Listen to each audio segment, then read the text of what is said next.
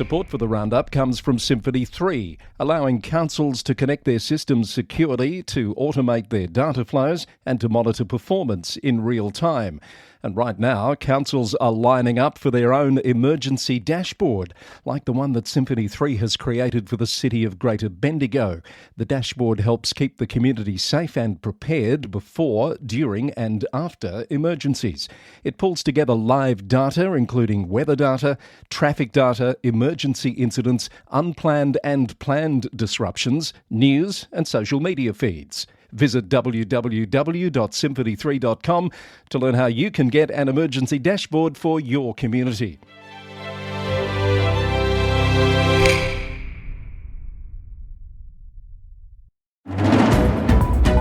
Coming up, this year's Kings Birthday Honourees from local government across Australia. A local council dispute headed for court in Gippsland. CEO appointments and contract extensions. Emotional testimony from the former Parramatta CEO at ICAC. A council zero-tolerance stand on tree vandalism. Gold Coast Council waters down its rates rise. A win in court for Sunshine Coast Council. And a late twist in the Los Angeles mayoral election.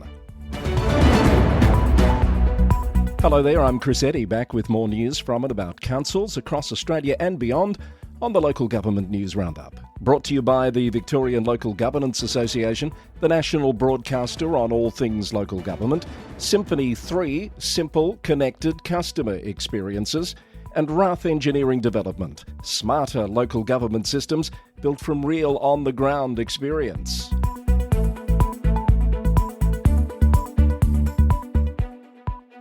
It is Tuesday, the 9th of June, and we start today with the 2026 Kings Birthday Honours list, which includes several notable individuals recognised for their outstanding service to local government administration, governance and municipal communities across Australia. Prominent recipients of the Public Service Medal this year are Ms Kirsten Emma Fishburn, awarded for her service to local government administration and planning reform. She's the former CEO of Liverpool City Council and the current Secretary of the Department of Planning, Housing and Infrastructure. Ms Veronica Lee in New South Wales, outstanding public service to local government in Sydney, including as former General Manager of Mossman Council. Ms Delassa Yorkston in Queensland, awarded for service to the Aboriginal and Torres Strait Islander community and local government. She's serving as the Chief of Northern Peninsula Area Regional Council currently. Andrew Bryan in Western Australia has received a PSM. He's a 22-year veteran of local government, including as CEO of the City of Kalgoorlie-Boulder. And Ms Danielle Hill, otherwise known as Danny, recognised for more than 3 decades of dedicated service to the Carnarvon community. She's served at the Shire since November 1994. A member of the Order of Australia has gone to Mark Irwin, the Mayor of the City of Stirling, awarded for significant service to local government, surf lifesaving and the community. Mr Damon Thomas in Tasmania, awarded for significant service to local government, including his tenure as Lord Mayor of Hobart, as well as service to the law. And Robert Gillam in WA for significant service to primary industry, local government and the community of Port Denison. And a Medal of the Order of Australia has gone to the following: John Bird in WA for service to local government and the community of Collie. Tony Brown in WA for service to local government administration. Mr Brown is currently serving as the state's inaugural local government inspector. Janet Drummond in Tasmania, awarded for service to local government, formerly of Breakaday Council. David Funnell in Camden, New South Wales, with 50 years of service being recognised, a former Deputy Mayor and Councillor there. William Lowis in Queensland for service to Burdekinshire. Robin McKendrick in Tasmania for service to the community of Launceston over 37 years. Alan Mitchell for service to local government in Anula in the Northern Territory. His Honour Judge Scott Nash in New South Wales, a former Mayor of Randwick, awarded for service to local government and the legal profession. The late Brian O'Connor in Maryborough, Victoria, for service to local government and community. He was the first elected Mayor of Central Goldfields Council. And Councillor John Sypek at Moonee Valley City Council, a currently serving councillor of long standing, recognised for service to local government and the local community. If we've missed any, please let us know. We'll catch them up in future episodes. But congratulations to all those worthy recipients of Kings Birthday Honours in 2026. Now let's catch you up on some Victorian news after the long weekend. A dispute between South Gippsland Shire Council and the Corumburra Senior Citizens Centre is headed to the Supreme Court after court-directed mediation failed to produce a resolution, according to the South Gippsland Sentinel Times. The case centres on a trust deed the seniors group argues makes councillors trustees of the centre. A 4-day Supreme Court hearing is scheduled for early December. The City of Monash has reappointed Dr Andy Diamond as Chief Executive Officer through to July 2030. Dr Diamond first took up the top role in 2012, having previously served as Director of Community Services for 8 years, giving her more than 2 decades of continuous service to the council. Mayor Stuart James cited consistently strong resident satisfaction results and the stability of the organisation's culture as central to the council's decision. Latrobe City Council Mayor Sharon Gibson says regional community safety has been overlooked in the Victorian state budget. Councillor Gibson says extra funding for the Community Connectors program has again gone mainly to Melbourne, despite rising youth disengagement and complex social issues in regional areas. The council has endorsed a CBD safety outreach program plan and will push for election funding to deliver it locally. Wodonga Council is facing a wave of ratepayer backlash after moving to disband its newly formed Sustainability Advisory Council before it had even met for the first time. The decision, reported last week by the Board of Mail, scraps a planned climate strategy and rejects low-cost expertise from over 20 community applicants. The council is citing resource allocation and plans to embed sustainability across all teams internally. But local community members are urging residents to submit feedback on the draft budget before the close of submissions today. And Hume City Council has expressed deep sadness at the death of a long-serving staff member. Bilingual Community Engagement Officer Muna Yazdan has died after being struck in a pedestrian and car accident in West Meadows last week. The council says Muna worked for the organisation for more than 20 years and was widely respected for strengthening connections with multicultural communities, including facilitating Assyrian bilingual story time. A condolence motion will be moved at tonight's council meeting. Vale Muna Yazdan.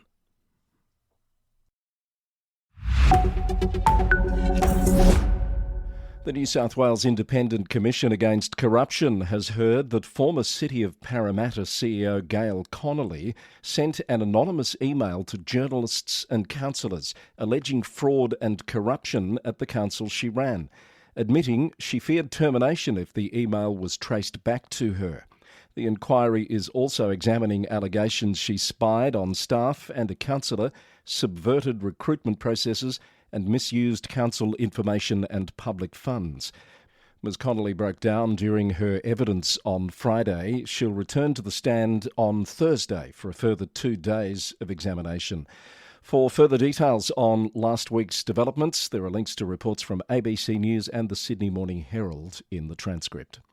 Tweed Shire Council has launched a zero-tolerance crackdown following a spike in deliberate vegetation vandalism on public land. Authorities are appealing for public assistance after several mature Norfolk pines and iconic pandanus trees were destroyed or poisoned at Cabarita Beach, alongside historic gum trees at a local cemetery. Council officials warn that remediation and tree removal costs will impact local ratepayers, and they're urging anyone with relevant camera footage to come forward. Strathfield Council is seeking a jail term for Sydney homeowner Sarah Malass unless she demolishes what it says is an unlawfully built mansion in the city's inner west. The Sydney Morning Herald reported that the council has launched contempt proceedings in the New South Wales Land and Environment Court, arguing Malass continues to live in the property despite previous orders to vacate and remove the illegal works. It's also asking for permission to carry out the demolition itself and recover the costs. Malass has pleaded not guilty and maintained silence at a hearing on Thursday. Justice Nicola Payne described the party's arguments as unusual and has reserved her decision. Dubbo Regional Council has launched a formal investigation into a spike in local water bills following widespread community concern over summer charges. The Daily Liberal reported the review is auditing a sample of 25 water meters where household accounts surged by more than 50% compared to the previous year. Infrastructure directors report that initial meter testing shows equipment is operating within standard specifications, meaning the probe will now expand to examine billing cycles and consumption anomalies. And the New South Wales Government has committed $190 million to widen Sydney's heavily congested Windsor Road. While the funding brings long-awaited infrastructure relief to the city's northwest, Hills Shire Mayor Michelle Byrne has welcomed the budget allocation but called for absolute urgency from the state. Mayor Byrne told the Daily Telegraph that local commuters have already seen trip times increase significantly and that the state and federal governments must now proceed with immediate construction. Let's go to Queensland now, where Gold Coast City Council has walked back a proposed 5.7% rate rise, with councillors settling on a 4.7% general rate increase at a special budget meeting last week. The reduction saves ratepayers at least $13 million and keeps the increase in line with Brisbane's March CPI figure, consistent with Mayor Tom Tate's decade-long approach to rate setting. The backflip also includes a return to the existing 10% early payment discount after a proposed flat rate system was abandoned over concerns about the financial impact on local businesses. More on that from the Gold Coast Bulletin. The Queensland Industrial Relations Commission has ruled in favour of Sunshine Coast Council in a dispute over on-call allowances, according to the Courier Mail. The Queensland Services Union had argued that an environmental health officer rostered on call across 8 calendar days was entitled to 8 allowance payments rather than 7. However, the Commission determined that because on-call arrangements rarely align perfectly with calendar days, no additional allowances were required. Scenic Rim Regional Councillor Amanda Hay has commenced legal action under Queensland's Defamation Act against the administrators of a local Facebook page. As reported by the Beaudesert Times, concerns notices have been served following a series of online posts spanning 14 months.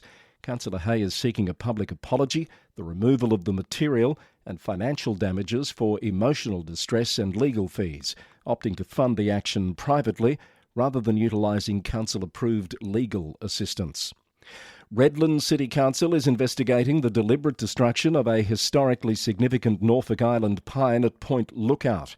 The mature tree, once used for maritime navigation, died after being ring-barked in early May.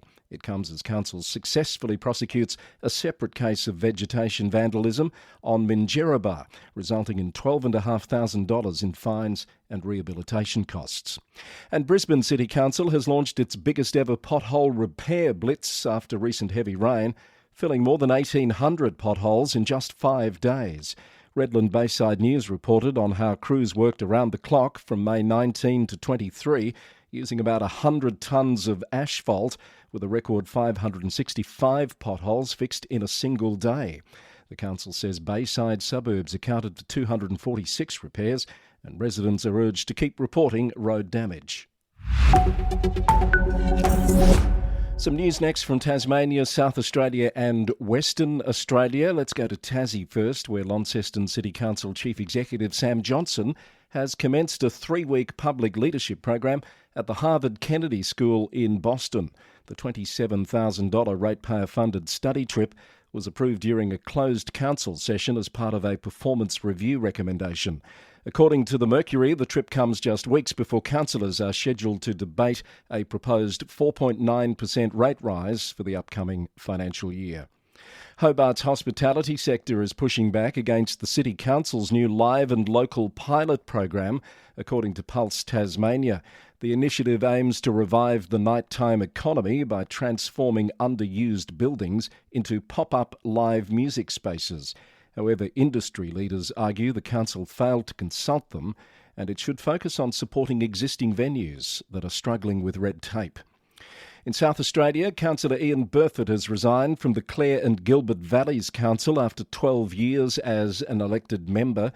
Mr Burford formally tendered his resignation to Mayor Alan Oy, OAM, last week. A long-time advocate for the region, Mr Burford also previously served as Chief Executive Officer of the former District Council of Clare from 1986 to 1994 before amalgamation. A flagship residential development in Adelaide's north has been put on hold due to a critical lack of water and sewage infrastructure. According to a report from the Advertiser, more than 600 homes in 2 wells face years of construction delays. The Local Government Association has cited historic underinvestment by the state government and SA Water as a key barrier to growth, prompting Adelaide Plains Council to advocate for synchronised infrastructure planning. A massive 7-room cannabis operation has been uncovered in Port Gawler thanks to the sharp eyes of local government employees. 2 council inspectors responding to a stray dog report tracked the animal to a property where they discovered a clandestine hydroponics setup containing 223 plants. The find has led to the successful prosecution of a 43-year-old man in the district court. In a landmark decision for Western Australian local government, the State Administrative Tribunal has upheld the town of Bassendean's refusal to allow the removal of a regulated tree on private property. According to the town, it's the first reported tribunal decision of its kind in the state. The Mayor, Kath Hamilton, stated the ruling strongly supports local planning policies aimed at safeguarding urban canopy and balancing growth with environmental protection. And the Shire of York has a new permanent leader. The council has officially appointed Alina Behan as its new Chief Executive Officer. Shire President Chris Gibbs said Ms Behan brings extensive organisational knowledge and a strong understanding of local priorities to the role. Alina, who has already been working closely with the Shire, says she's excited to collaborate with residents and staff to keep delivering positive outcomes for the historic community. We're catching up on the latest local government news with thanks to the Victorian Local Governance Association and support from Symphony 3 and Rath Engineering Development. Let's go global now and to the US firstly, where the Los Angeles mayoral race has been shaken up by a new ballot count. USA Today reported that City Council member Nithya Raman has moved into second place, edging ahead of former reality TV star Spencer Pratt as the field heads towards a likely runoff. Raman now has just over 27% of the vote, with Pratt close behind a little less than 27%. Incumbent Mayor Karen Bass continues to lead comfortably with about 35%. Election officials say counting is still underway as more ballots are processed. Philadelphia City Council has advanced a revised $7.1 billion preliminary budget, knocking back the majority of Mayor Sherelle Parker's proposed tax increases. As reported by WHYY, Council has rejected a controversial $1 per ride share levy, which was intended to address the school district's structural deficit. They've opted instead for a one-off funding allocation. An innovative trial in New Zealand at Auckland Council is seeing a direct drop in animal euthanasia rates by introducing buy now, pay later options for impounded pets. According to a report from Radio New Zealand, the council has introduced an afterpay trial at several animal shelters to help owners manage release and registration fees. Nearly 20% of payments are now made through the service, allowing more unclaimed dogs to return home. The council plans to expand the initiative, building on the success of the trial. In Canada, Ontario's strong mayor powers are being used far more to reshape city halls than to speed up housing, according to reporting cited by the Toronto Star. The report says just 2% of more than 4,200 decisions since 2023 were directly tied to housing, while staffing moves, hiring, firing and restructuring dominated. There were at least 9 documented cases of strong mayors terminating chief administrative officials or other top officials. While the province introduced the powers with the priority of delivering 1.5 million homes by 2031, the actual use of the powers has been focused elsewhere. You can read more of that analysis at hrreporter.com. And let's finish in the UK, where over 1,000 local government craft workers are set to strike later this month, following a dispute over pay and working conditions. According to Unite the Union, housing maintenance and repair staff across 6 councils will walk out on June 17, 18, 23 and 24. The union rejected a 3.2% pay offer, citing concerns over proposed changes to national agreements, including apprentice structures and job evaluation processes. Local government employers have so far declined further negotiations. Kensington and Chelsea councillors seized more than 2,500 rental e-bikes in a crackdown on illegal parking, saying some caused immediate danger or major obstruction. The West London Borough began enforcement in January last year and has charged operators over £210,000 in fees, according to BBC News. The chair of the UK Local Government Association, Louise Gittins, has announced she's stepping down. She said she's leaving the national role to focus on her local responsibilities, including her position as chair of the newly formed Cheshire and Warrington Combined Authority. More on that from the Local Government Chronicle. And Glasgow City Council has intercepted nearly 6,000 counterfeit squishy toys from a warehouse, citing severe health hazards for children. BBC News reported that trading standards officers seized the unbranded dumpling-shaped items, warning they contain restricted chemicals like formaldehyde and solvents. The council estimates the preventative action has saved more than £400,000 in potential health, regulatory and consumer costs. And that's the latest from the Local Government News Roundup. This was edition number 592, recorded on the 9th of June 2026. Comments, feedback and story ideas can be sent by email to chris@lgnewsroundup.com, and you can find out more about this episode, including story links, by heading to lgnewsroundup.com.